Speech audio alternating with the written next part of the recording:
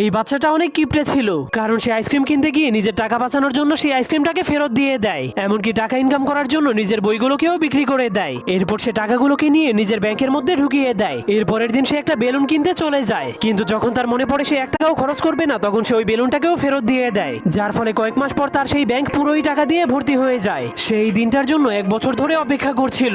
এরপর সে অনেক খুশি হয়ে তার টাকাগুলোকে নিয়ে একটা খেলনার দোকানে চলে যায়। এরপর সবগুলো টাকা সেই দোকানদারকে দিয়ে দেয়, কিন্তু দোকানদার প্রথমে এত ভাঙতি টাকা দেখে তার উপর অনেক রেগে যায়। তবুও সে তাকে তার পছন্দের খেলনাটাকে দিয়ে দেয়। কিন্তু সে ঘরে পৌঁছানোর পর তার বোন তার হাতে একটা রাখি বেঁধে দেয়। এজন্য সে তার ভাইয়ের কাছে গিফট চাইতে শুরু করে দেয়, কিন্তু ছেলেটা তাকে বলে আমার কাছে কোনো গিফট নেই। তখন তার মনে পড়ে সে 1 বছর ধরে এই দিনটার জন্যই টাকা জমাচ্ছিল, কারণ তার বোন সবসময় সেই খেলনার দোকান থেকে একটা পুতুল কিনতে চাইতো। তখনই তার ভাই তাকে এতদিনের জমানো টাকা দিয়ে কেনা সেই পুতুলটাকে উপহার দেয়, যা দেখার পর তার বোনের চোখে পানি চলে আসে। এরপর অনেক খুশি হয়ে তার ভাইকে জড়িয়ে ধরে। আপনি কি আপনার ভাই বোনকে ভালোবাসেন কিনা যাওয়ার আগে অবশ্যই